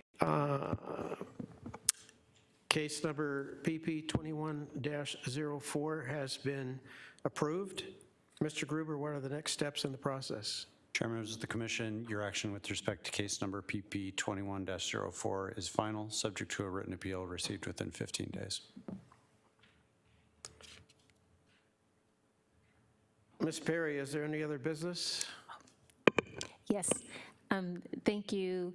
Oh, Chairperson Crowe, Commissioners, for item number 7, other business, there are no other business. Planning staff report? Yes, Chairperson Crow, Commissioners, I actually have two items that I want to bring to your attention. The first one is in the agenda for a presentation for the Loop 303 area. And as the staff member comes forward to prepare for the presentation, I would like to just give you a brief introduction for that. So last month, at the request of the commission, we provided a presentation on development that was occurring in the Sports Entertainment District. Hopefully, the commissioners were appreciative of that information and you found it to be most beneficial in knowing the hard work that staff has been undergoing for the last several years. Now what we would like to do in a proactive approach is to provide you with a presentation for our Loop 303 area, which the city identifies as the New Frontier Corridor. This is a big win for the city overall. So just to give context to it, since 2019, approximately 6 annexation applications have been approved by City Council. In those 6 annexation applications, that is a total of 2,660 acres that have been annexed into the city limits. In addition to that, approximately 15 rezoning applications that came before a planning commission for a recommendation and approved by City Council that projected approximately 36 million square feet of potential development in that Loop 303 corridor area. What does that mean for the win-win for the city and for developers and for the community as a whole? For the open facilities that are currently in operational status in the Loop 303 area, there's nearly 1,500 employees generated. Under construction for development that is projected in 1 to 2 years is forecast at 3,000 additional jobs will be made available. So over the next 10 years, it's projected that a total of 12,000 to 6,000 additional jobs or in total would be generated in that Loop 303 area. So that is just an indication of all the hard work that staff has been doing to bring before a planning commission for recommendations to different projects in the Loop 303 area. To just provide a little more insight to that is approximately, there is about 10 more properties that are anticipated to be annexed into the city within the next 12 to 24 months. And with that, that would generate another approximately 620 acres more within the city limits. That is a lot of growth for the city of Glendale. That is a lot of job opportunities for those that are looking for employment. So with that, I will turn it over to staff to give you the presentation.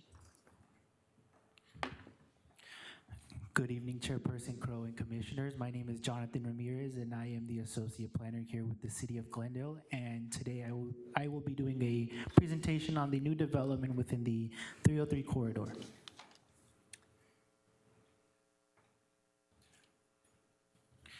Here's a map showing what's surrounding the 303 corridor. My main focus today will be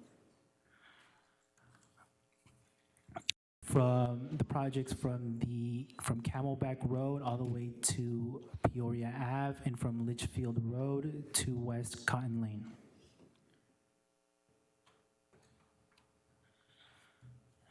The first project is the Cotton Properties PAD. It is approximately 161 acre site located between Bethany Home Road and Glendale Avenue.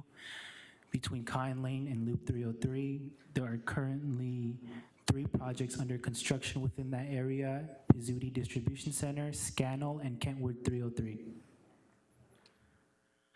Kentwood 303 is a new warehouse business park with approximately 271,440 square feet of building area with around 10% of office area. The second project is Scannell 303. A proposed 49-acre development with 2 413,000 square foot industrial buildings to be used for warehousing space and office. Moving forward, the Pizzuti Distribution Center, a proposed 54 gross acre project consisting of a new 900,000 square foot single warehouse and distribution facility.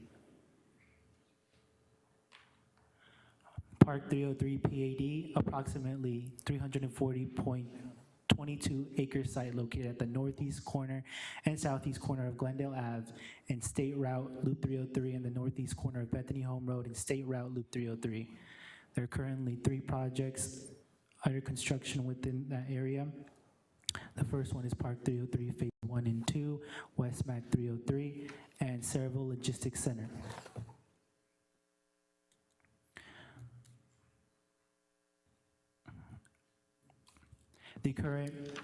The first project under construction is Servo Logistics Center. It is a distribution and warehouse development.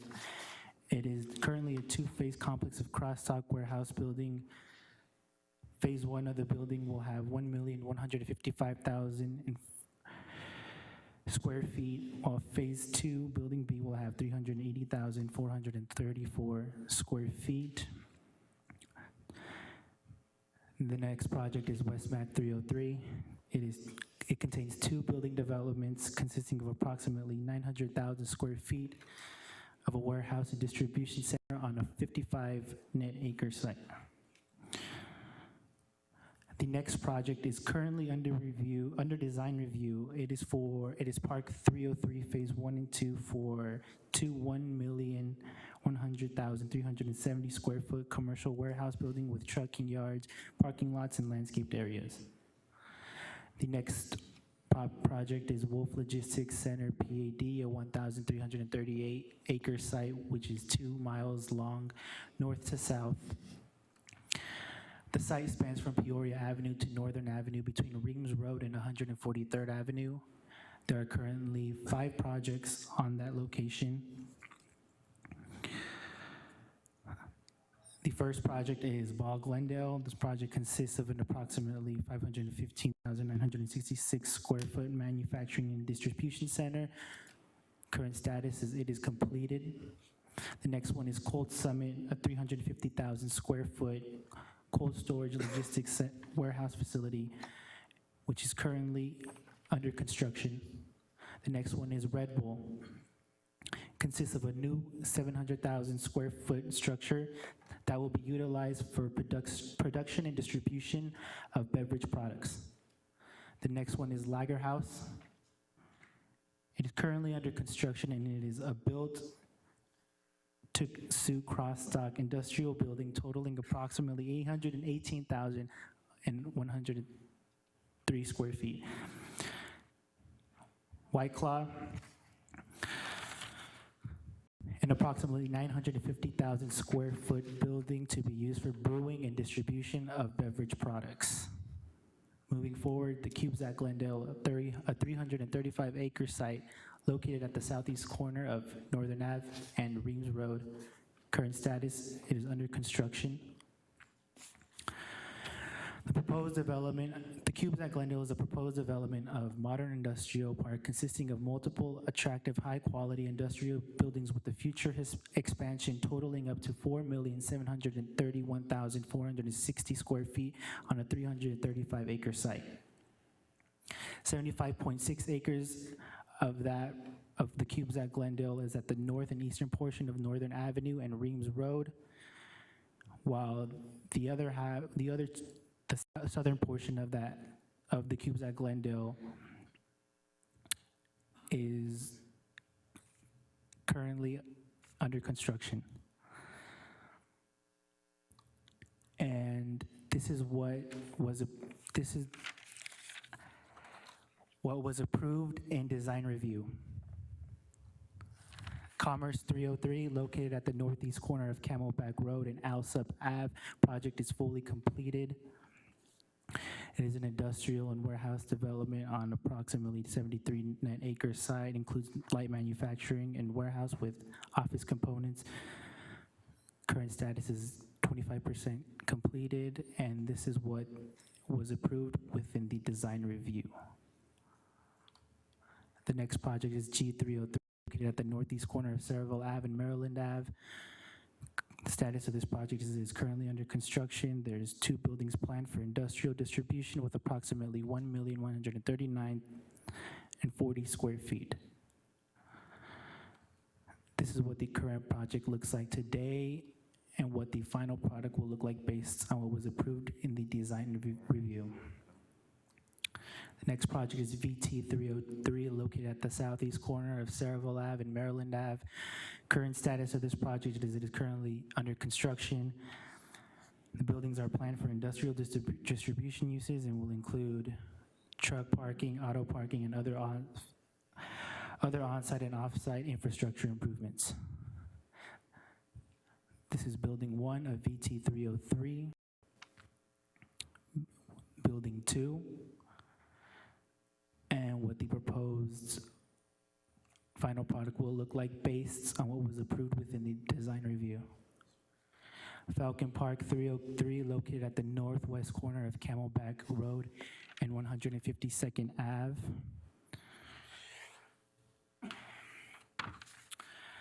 This project is a high-quality speculative industrial distribution, approximately 599,000 square feet, and it is anticipated that business operation and size will be dependent based on final user demand. And this is what the proposed final product will look like based on what was approved within the design review. And this is a map display showing all the current developments within the 303 corridor.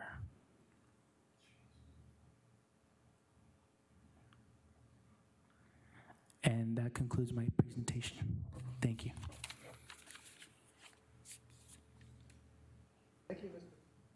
Thank you, Mr. Ramirez.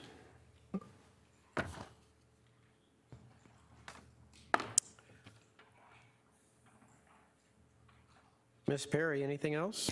Yes, Chairperson Crow and Commissioners. I would like to acknowledge before you Diana Figueroa. She will be retiring in January. Boo. So Denied. this is her official last Planning Commission meeting as the recording secretary.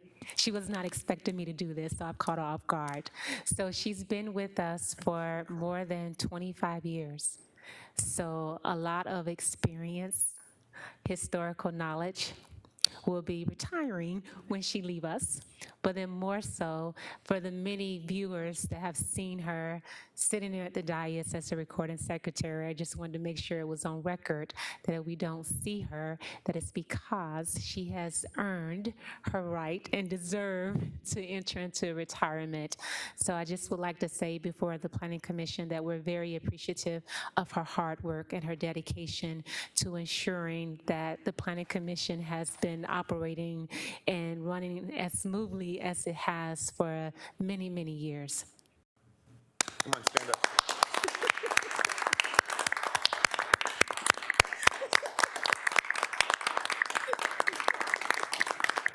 I know we could have tried. Well, as the chairperson, I interface with Diane Figueroa quite often, and I can tell you, Diana, it has been an absolute pleasure, and it's been my honor to work with you. And I can tell you that, at least from my perspective, I will miss you greatly. Thank you so much for everything that you've done. Mr. Chair, Commissioner Nowakowski. you're going to be so missed. Yes. I've known you for over 20 years when I was a Glendale employee, and you know, your smile, your optimism, you're willing to go the extra mile for anybody. You know, I truly believe that, you know, positions could be filled, but people cannot be replaced. You're one of those irreplaceable people, and I thank you for your service to this commission, to the citizens of Glendale, and you're just a great person. Thank you. Thank you, Ms. Perry. Commissioners, any comments or suggestions? Okay, our next regular meeting of the Planning Commission will be held on January 13th at 6 p.m. If there's no further business, I will now entertain a motion to adjourn. So move. Support. I have a motion and a second. to adjourn. All those in favor say aye. Aye. Opposed? We stand adjourned. Aye, aye, aye.